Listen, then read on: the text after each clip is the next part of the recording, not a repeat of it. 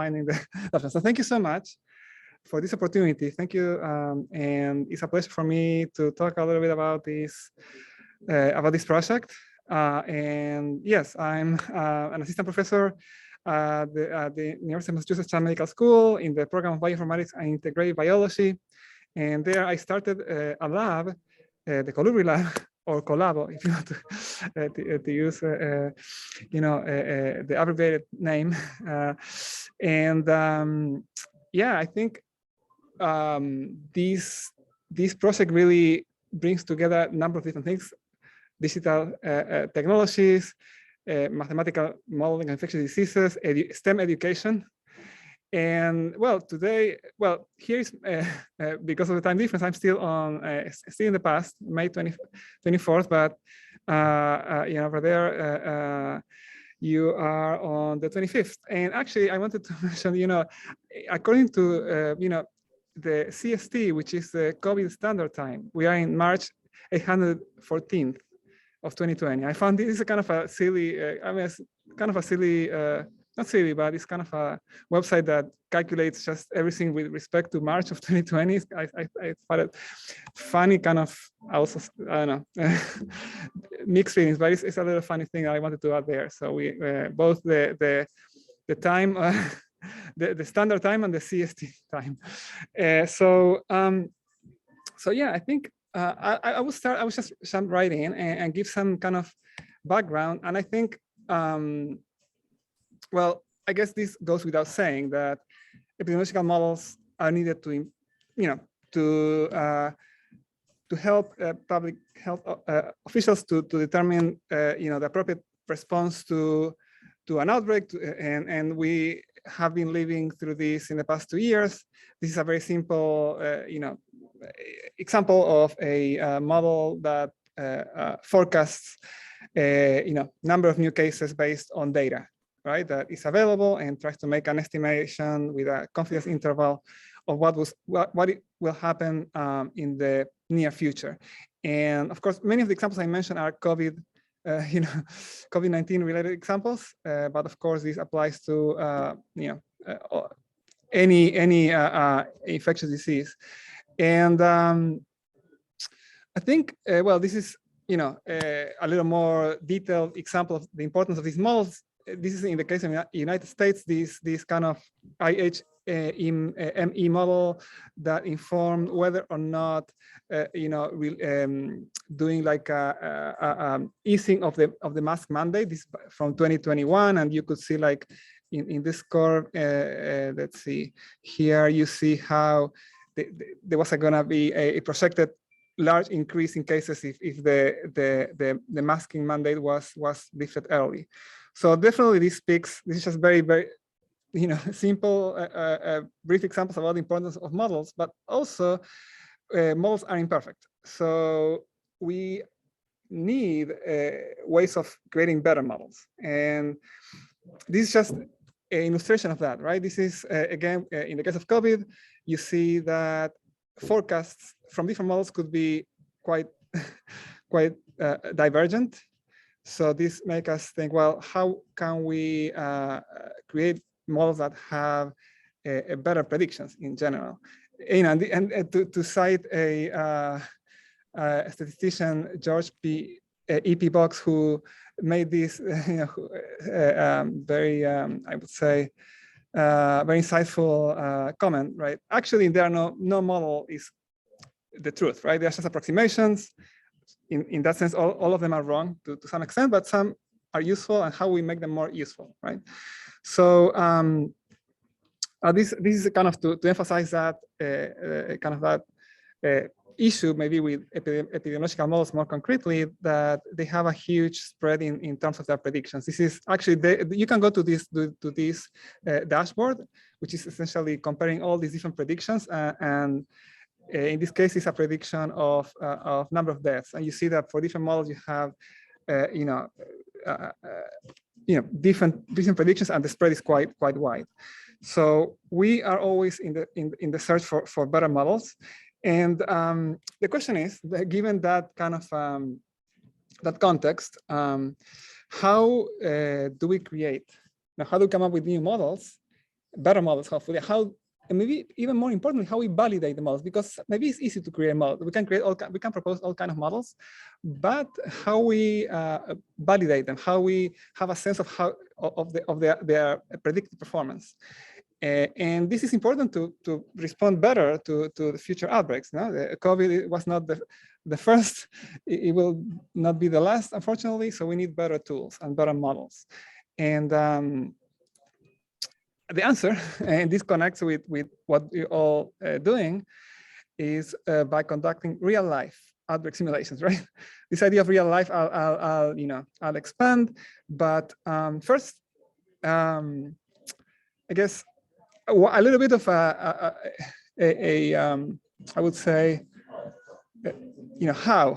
I mean, if I say, okay, we will be able to create and validate better models, and we'll do that by conducting real life outbreak simulations. How? I mean, I kind of try to give an early answer is because with these simulations, we can generate a ground truth where we know everything that happened in this simulated outbreak. And by having this ground truth, researchers could validate models against this answer, and then you could tweak the models to become better. But the difference with a situation that we can have in real life, where the data is very incomplete, is here do we know exactly all the transmissions in that outbreak. We know everything, so we can actually really use it as our baseline to evaluate models. So this is a general kind of idea. And but the thing is that outbreak exercises or outbreak simulations are not new. And with this project, Operation Outbreak, that I'll talk more about in a second, I work with several collaborators here in the US, and I'm not claiming to have, didn't come up with anything new really, but because you can start looking at many examples of outbreak simulations. I mean, you don't have to go very far to see this idea used in, in games, either board games or app-based games. Epidemiological simulations or outbreak exercises have been used to train epidemiologists. Actually, it's a paper from a number of years ago where they discussed the use of a mock outbreak in a conference. So epidemiologists kind of learn by doing. And this is actually a very interesting example because the US government ran a simulation, a full-blown government level simulation in 2019, where they try to evaluate the response, how effective the response of the US government would be in the case of a global influenza pandemic, and the result from that simulation was pretty bleak. And actually, well, we saw what happened in 2020, right? So the other element that is very important is that we have, we have mobile devices that can be used to help us come up with better approaches in epidemiological modeling. And this is not new either. This is an example. I'll mention a couple of examples. This is actually a simulation that, what's not a simulation? Here was more a data collection using phones. This is, some of you might be familiar with it. It's a project, what would you call citizen science project, that the idea was not to celebrate, but to mark the centenary of the influenza pandemic of 1918. And the idea was people enrolled in this program. They collected, I think it worked for a day or for a few days, and it had this contact, how proximal people were when using the app. And this data was useful to make some estimations of what would happen if a new influenza virus would spread in the UK. And actually, last year, they used this data to do some modeling related that was relevant to COVID. And then we have, of course, okay, that example is not an outbreak simulation. It's simply a data collection. And more closer to what we are doing with Operation Outbreak, these are very, very kind of relevant because essentially it's the same thing in a way. This is more than 10 years ago, this project called Flu Phone, where actually used Bluetooth to reconstruct contact networks. And you see kind of these images I took from the website. You can actually go and look at all the details about it. And it really has a definitely kind of vibe of, late 2000s, like the swine flu. I mean, things that, if we put ourselves back in that time. So, and you see, of course, the phone, kind of the the flip phone, right? Early Java phones, and I think they have an Android-based version of this flip phone app. And I got in touch with the researcher who led this project, and she was very excited. And she also told me that, a lot of people contact her because of COVID. Kind of the project got a little bit went back to the highlight because of COVID. And then, of course, is your project, Safe Loose. And I don't think I need to tell much about it because you know it pretty well. But that is super interesting. And I see so many parallels with what we're doing with Operation Outbreak in terms of, well, obviously the use of Bluetooth to detect, contacts and spread a virtual pathogen. And what you're doing is super cool because you're using that for direct prediction of what will happen with COVID. And it will be very interesting to hear where the simulation is what things are right now. But yeah, I think it is a great example of these ideas.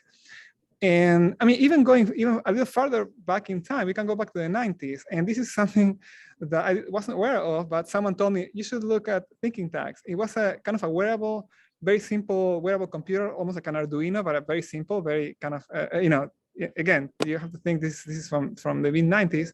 And they ran a number of Asian-based simulations where the Asians were real people, right? So these kind of participatory simulations.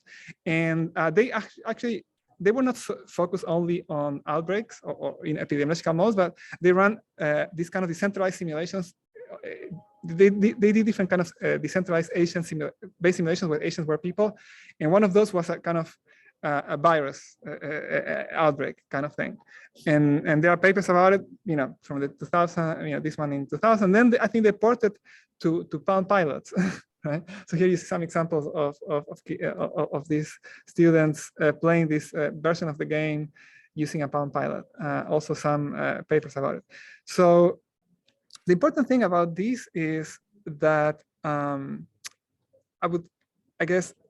what we're capturing with these approaches, well, human behavior definitely is one element that we are uniquely positioned to capture with these real life outbreak simulations. And this is, I'm just citing from a paper from more than 10 years ago, actually, that makes the case that if we are able to design these virtual outbreaks in a way that takes into account public health and epidemiological modeling, then we have a way of incorporating human behavior, in a way that is really, I won't say accurate, but we are really putting the humans into the simulations because our agents are actually human beings.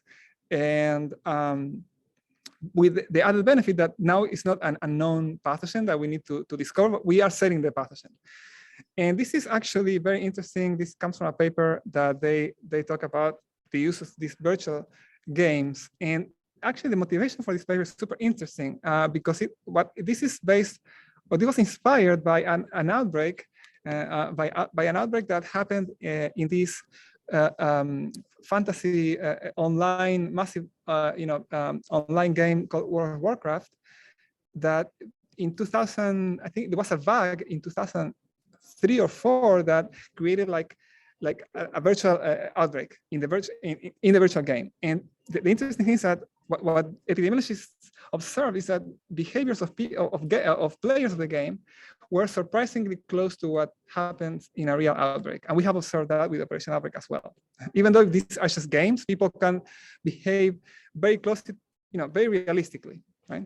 They become very involved, and sometimes they manifest different facets of human behaviors that we see in a real pandemic.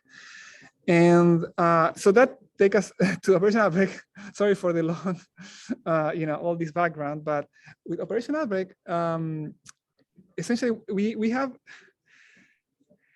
I would say that there you have a line of what it is, or like one sentence description. It's an outbreak simulator using an app. And I think the initial motivation for Operation Outbreak was STEM education. So here you have some images that I had in the cover slide of kids playing. These are middle schoolers in a middle school in Florida, and you see that it's a highly immersive experience. This is with simulations we ran in 2018. And you see that it's not only about having the app, but also playing roles. And it's really the idea is to create this highly immersive experiential learning opportunity about infectious disease, where kids get to play the role of an epidemiologist, the role of a health responder, the general population, etc. And this led, I started making a very simple app to run this simulation at this one school because a civics teacher there wanted to run these mock outbreaks and make the topic of public health more engaging. And we got in touch. I mean, it's a long story that I don't have time to put all in here, but we got in touch with the school, and because I was very interested in the use of mobile apps for research, for different type of research, at that moment, I said, well, why don't we do the simulation they're doing in this school? Because they were doing that simulation already in this school, but they were doing it without technology. They were using stickers, like the kid who was the index case would get a bunch of stickers, and it was almost like playing tag. Like he would or she would put a tag on someone else, and that was infection. And what I suggested was, okay, let's make an app and make it. And it was super successful. When we ran the app for the first time, the students were like, they were so much into it. And this initial success led us to actually develop a whole platform that has many things that that's why I think it's so interesting, these parallels with Safe Blues, because we ended up creating a bunch of components that include the cloud infrastructure for the app, an administrative website, a dashboard. So yeah, a lot of parallels with your work, and which I think is great. Yeah, and then the data, we did some simple models back then. I mean, like in 2020, already during the COVID, we were publishing some results of that come from the simulations we did prior to COVID, and yeah, I think I want to tell you a little more about Operation Outbreak in terms of what it includes. It includes a Bluetooth, enabled app. So we use Bluetooth to detect proximity. And here you see some of the screens of the app. It's very kind of whimsical because the main kind of audience is students in middle and high school. So we try to make it fun to use, and it has all these states, that are represented by this avatar, and you can also, by scanning QR codes, you can get a mask or a PPE or vaccines or other items. So this is kind of how the app looks like right now. But we are also working. I'll give you some. If I have time, I'll tell you a little bit about how we are designing new elements into the app and things like that. But this is kind of how the app looks like right now, and then we have other pieces like, well, this is more like a prototype. We haven't implemented this yet, but the idea is that a teacher could go to this website and pick the pathogen or from a set of preset outbreaks, and depending on the size of the class, on how long the simulation is gonna last for, then they can tweak the parameters depending on what type of scenario they want to simulate. We have a dashboard that here I think, yeah, this is an early version, but here you see this is data from a simulation we ran where you see kind of how it's visualized and tells you, based on the Bluetooth contact, you see the proximity between the players or the participants.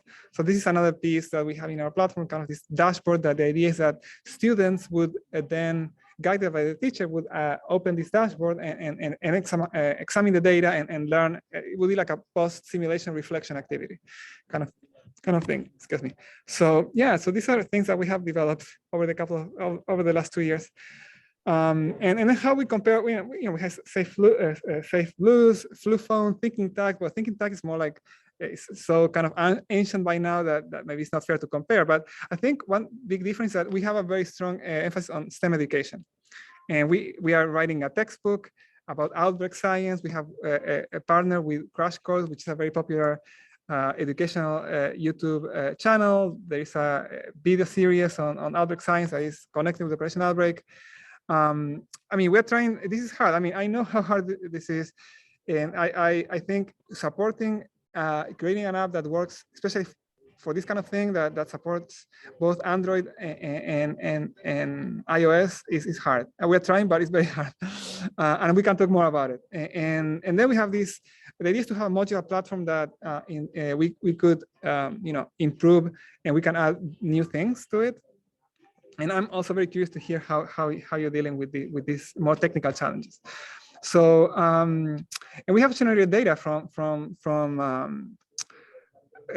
simulations that we conducted in schools. This is a couple of long simulations. Not, I mean, this is simulations we ran, one in the fall of 2020, another one more recently.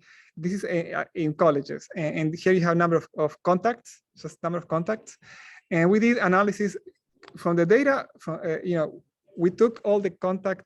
So essentially, people played this game with a simulated with the virtual pathogen, and then we used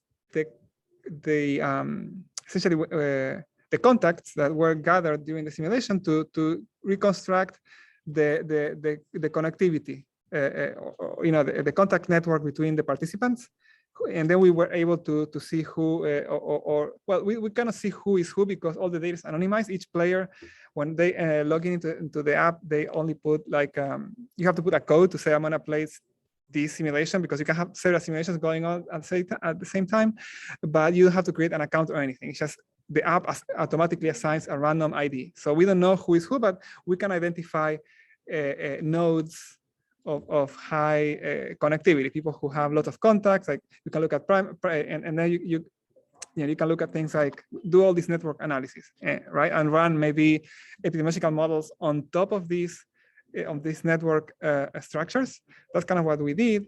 And and this is kind of the preprint, kind of this paper we've been working on recently, which you can access. The preprint is online, and yeah, so I think we did things like we look at given those contact networks, whether or not if you do random testing versus strategic testing. Like meaning strategic is let's prioritize for testing those individuals with high connectivity, and this may be also look at what would happen if they are not, if we have given that connectivity that we obtained from the simulation, what will happen if we have a pathogen with increasing degree of infectivity, and see number of cases changing, etc. And we also look at the second degree contacts, which is an interesting idea here, because sometimes, especially with the lockdowns and all of that, we thought, well, I only hang out with a small group of people, but actually you can have a lot of spread, or you can be exposed to a lot of people through your primary contact. Maybe you have you only hang out with 5 people, but maybe one of them has a lot of contacts. And here, part of this analysis from the outbreak simulation data, from the Operation Outbreak simulation data, what we did is we look at the relationship between the first degree contacts and second degree contacts. And while it's true that there is kind of a increasing relationship, so people with lot of first degree contacts tend to have a lot of second degree contacts. Sometimes you see this this situation where people you have this kind of quite large spread between in the range of or say when the first for people who have fewer first degree contacts, they can still be exposed to a lot of people through second degree contacts. And you see like there are 2 examples of in one case low first degree number of first degree contacts, but also low number of second degree contacts. But another case where it's also low number of first degree contacts, but very high number of second degree contacts. And this kind of, an artist came up with this idea of your bubble actually might be much larger than you think. Anyways, so what we are doing essentially is we have the educational component.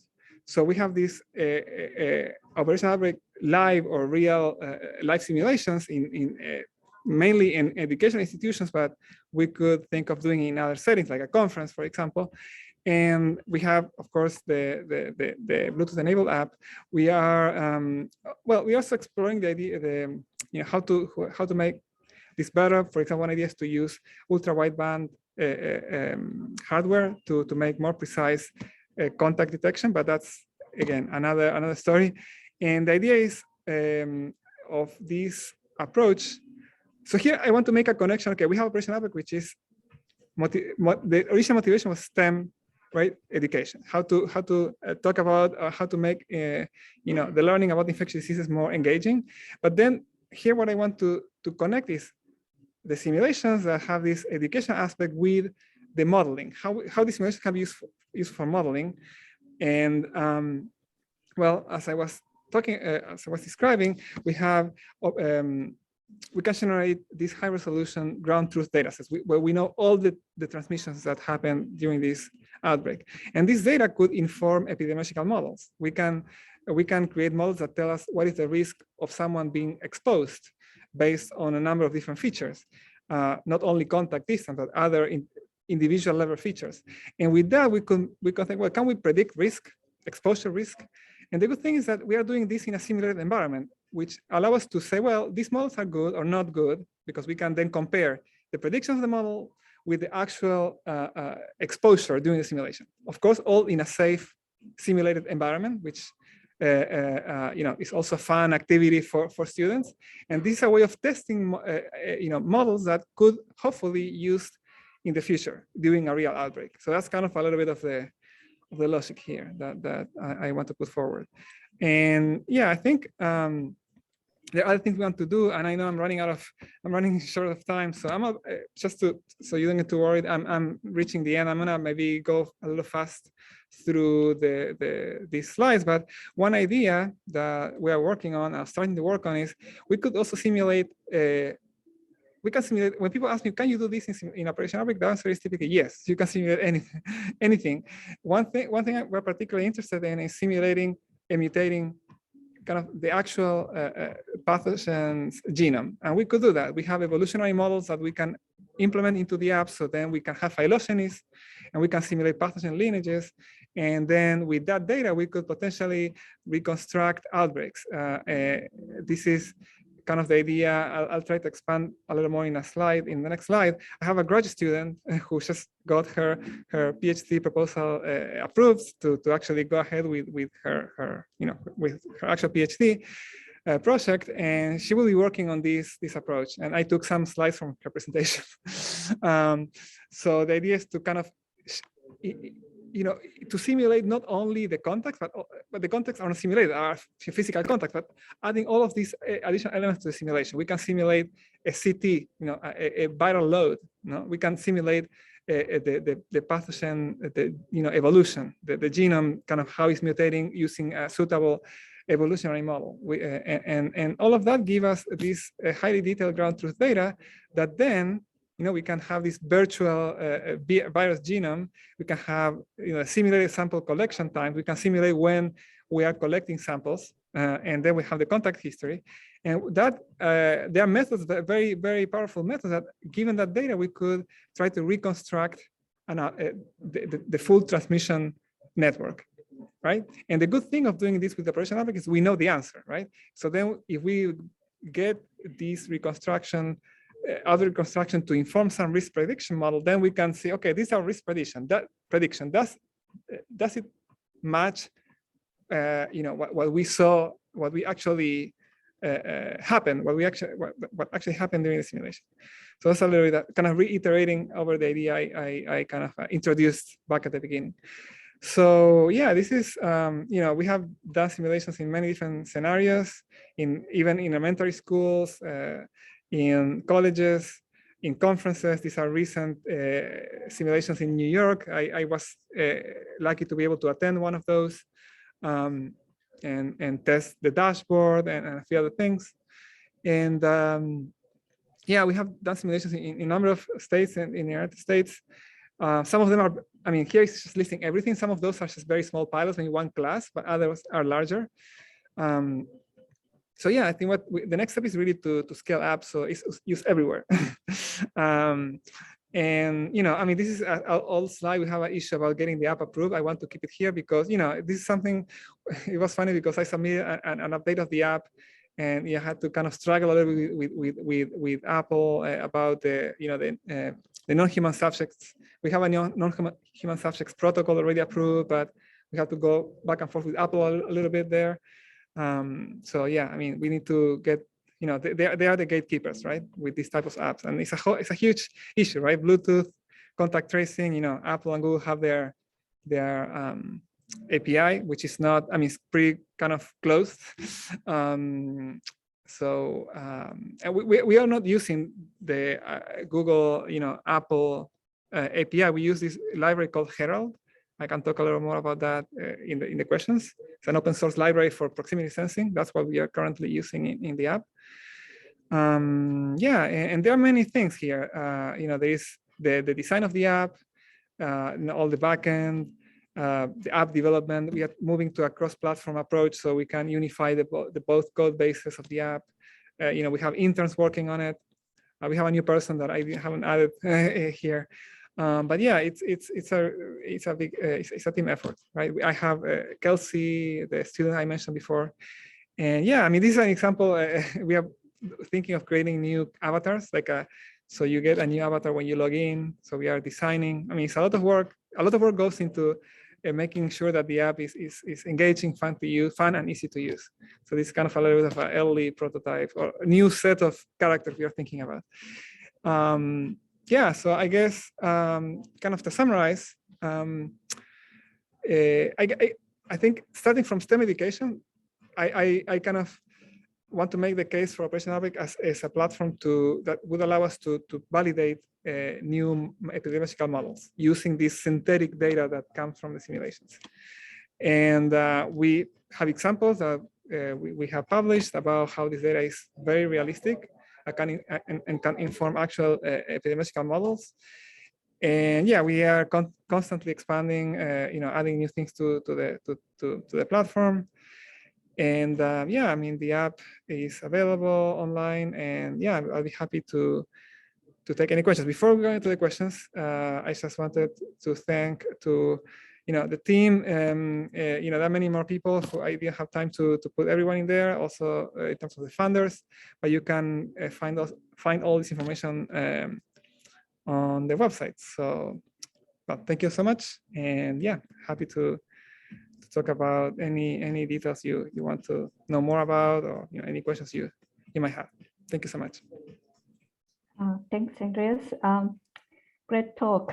Are there any questions? I see something in the chat here. Oh, the paper. Yeah, I just Googled it. Oh, yes. Yeah. Nice. Yeah, that's the paper. I think. Yeah, that is the one, right? Is the correct version, like the latest version? I saw two links, like one on SSR or. No, I think this is typically. Yeah, I think it's the last one. Yes. Yeah. Thank you for bringing that up. That's all. Okay. Questions? Apologies if I spoke too quickly. I felt you're fine. I can start. Sure. And maybe I have a few, but I'll ask maybe one or two and then let others. Great talk. Thanks a lot. And it looks like such a big project, so many things. Yeah. So I think maybe the most important question I have for me is what is actually the data? What's the essence of the data that goes up to the server in this setup? Yeah. What data collection happens? Yeah, sure. Yeah, no, I mean, I could even, the data is essentially a history. So the data that goes to the server right now is something that could, because of all these new features, we could add more things. But right now it's the event. It's a list of events. Every time that an event happens in the app, it sends that to the server, and an event could be a contact, between two participants. And the contact is sent to the server when it ends, right? Essentially, the contact starts when two people are close enough, and then when they they are no longer close, that within that kind of contact threshold, then a contact event has concluded. So that's sent to the server as a little packet of information that gets stored in a Postgres database, and it's with the unique ID. Yeah, each event has an ID ID of the participants. So you actually collect the contact graph. Yes. Right. That's what yes, exactly. Mm-hmm. Okay, that's an important kind of distinction, and it's so we collect the contact graph, but no spatial information, right? No, we don't use, even though sometimes, on Android, when you have to give the permissions, you have to give location permission, because Android has this weird thing that needs location permission to use Bluetooth, which is completely misleading and hide that, but you cannot go around it. You have to do it. It's like, but no, we don't use it. You don't collect location. No. Thanks. And just another quick, quite technical question. I mean, the less technical, I'm sure. But so when you're approaching the iOS app, what is your strategy? I mean, you've obviously got very nice gamification, and this is an engaging app. What is your strategy for running in the background? I mean, that's one hardship. I think I have a good. I mean, using that's the hard one, right, to solve, because of the limitations with the background processes. So Herald. So we use this library called Herald. I don't know if you're aware of it. Let me show Herald procs, I think. Wait. Okay, let me share the screen briefly so you can see. Because I stopped sharing. So see this, Herald procs.io. All right, yeah. So this library is what we use. I mean, so we use a couple of things. So Herald does this trick where when you have a simulation, where we have uses Android phones as kind of how do you call it? I forgot the term, but when to avoid, in a way, it uses the Android phones as beacons to keep the process, to keep the detection alive when you have iOS devices. So it's in a way it tries to do kind of a trick that. Okay, so yeah, that's one thing that you have. You're keeping the iOSs alive via the Androids in a sense. Yes. That's okay. The other thing we do is on iOS we also keep locate. So the other thing, we do several things, but one other thing we do is we keep the GPS working on even iOS, even though we don't collect the data, but just to keep location tracking in the background working, just to keep the process alive, but we don't use the data. It's just to keep the process going. So that's one thing. And the other thing is simply kind of more the engaging things that the app has. Like it has quizzes and kind of the idea is that the user will go back to the app periodically to test things, to check how many contacts they have around them. So a little bit of the reason we are not that concerned with that element is because the app itself is something that is part of the game. So you're kind of paying attention to it. So I mean, yeah. So sorry. So I'll ask one last question. I mean, it's really interesting. So do you have some a quantitative summary of what proportion of time or how many misses iOS has? Because it's still with these solutions, there will be sometimes an iOS user that has not been, how many iOS contacts are lost? Right. Or maybe it's hard to quantify. It's hard to quantify. Well, that's one of the things that we are, because this is what happened actually. So essentially before, so let me go back to the full screen. So before using that library Herald that I mentioned, we were using another library called P2P-Kit, which also gave us cross-platform proximity sensing. And with that library, I think we had some idea of how much we were missing, but the things that since we changed to Herald, I think we need to kind of revisit that. I think it's I don't have a good answer to give you. Fair enough. It's a hard question. Yeah. It's a hard question, and what we have is one person just looking at that specifically, just just looking into proximity sensing and looking at how we can make it better, and trying to have a better answer to your question. Yeah. Wonderful. No, I'll let others ask. Thanks a lot. No problem. Any other questions? Thanks.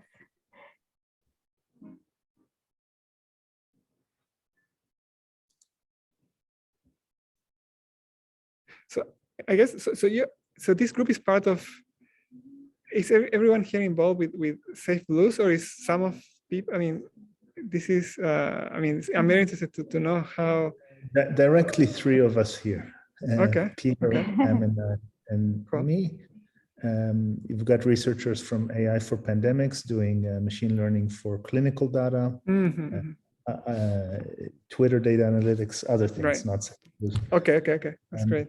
Yeah, it's a very impressive project that you have, and we must take the conversation offline because you've tackled so many challenges. You're collecting more on the if one can kind of look at the gradient of information that one can collect, and you've got like the ultimate information is government or the server knowing where everybody is at any point in time. Yeah. And you're collecting information, if I understood, about the graphical connections with anonymized IDs, Yes, but the government can, of course, de-anonymize it, right? Yeah, it can, yes. With Safe Blues, we're collecting less information. Right. So we're just collecting, so it's kind of understanding that kind of gradient of privacy versus information is interesting, I think. It is interesting, and I guess,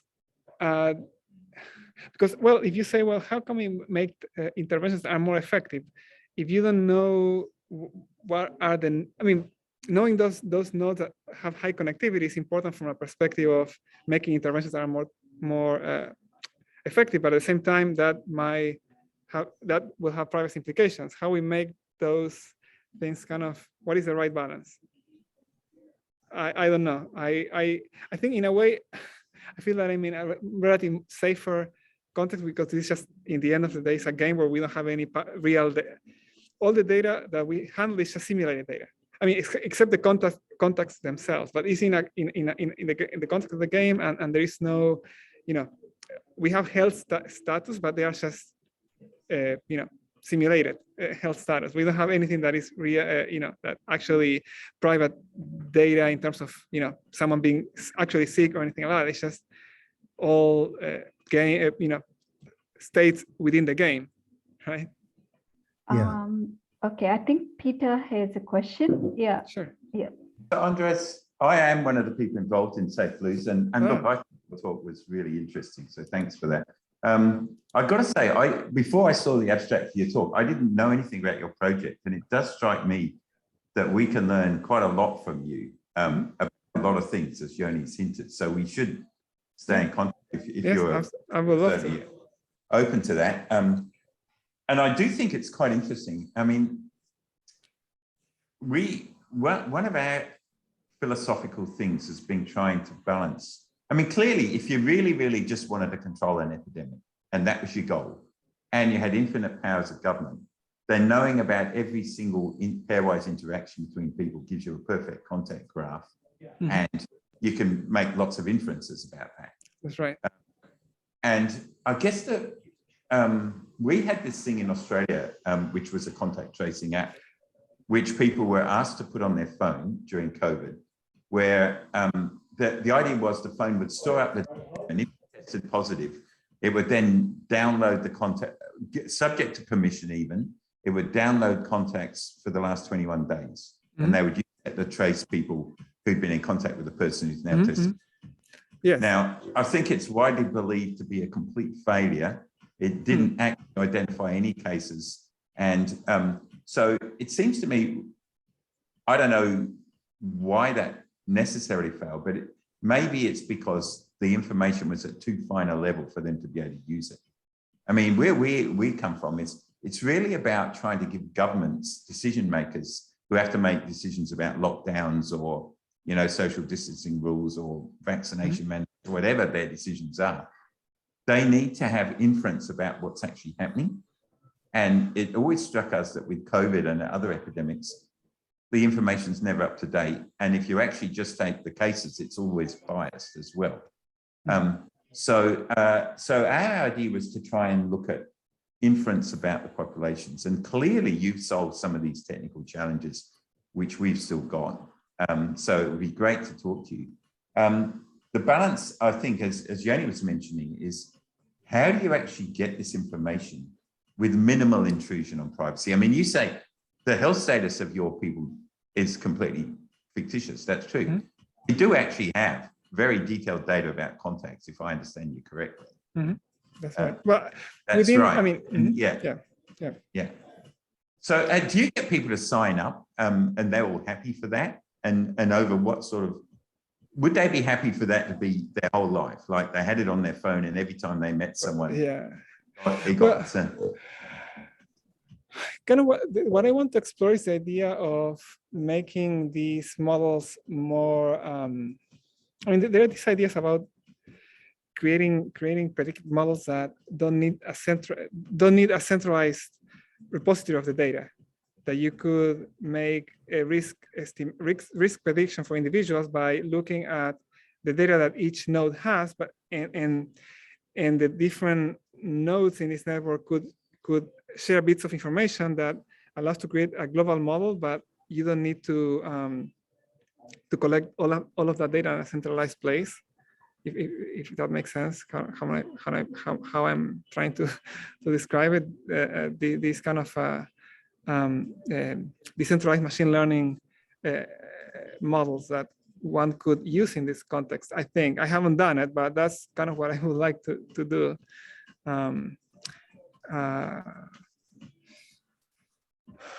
But that might solve some of these. I think this privacy considerations. Yeah, I think. Yeah, I think that there are a couple of several things that we have to continue working on. As you said, well, we made a lot of progress in several areas, but I feel like, yeah, I like to have, for example, a better sense of maybe simply from the standpoint of how these technologies work at this moment, how much we are missing, for example, by using, these Bluetooth contact tracing libraries, for example. Yeah. Anyway, and just to be clear, you have made this work on iOS then, have you? Yeah, the app is exactly is available for both platforms. Right. Yes. Which is something we can't do, so we will learn from you there. So yeah, I think. Well, okay, so I think we can. I'm happy to to follow up and chat more about how it is done, and it definitely takes a lot of effort to make these apps that work both on iOS and Android. It's kind of having two different apps, right? And there are ways of unifying the development process, and that's what we are trying to do. So we can not minimize the effort, but kind of work more efficiently and not to have to develop everything twice. That's also like something that we're trying to improve at this moment. Yeah. Okay, thanks. As I said, it's very interesting. Thank you. Yeah. Thank you. Right. I think we are running out of time. Okay. Unless anyone else have a quick question. Okay then. Okay.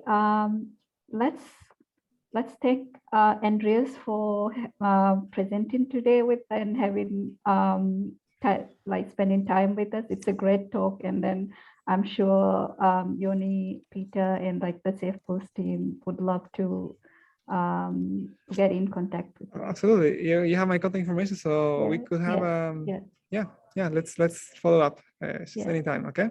I'll wait for your email. All right. Thank you so much. Thank you so much. Have a great day. Bye bye. Yeah, you too. Bye.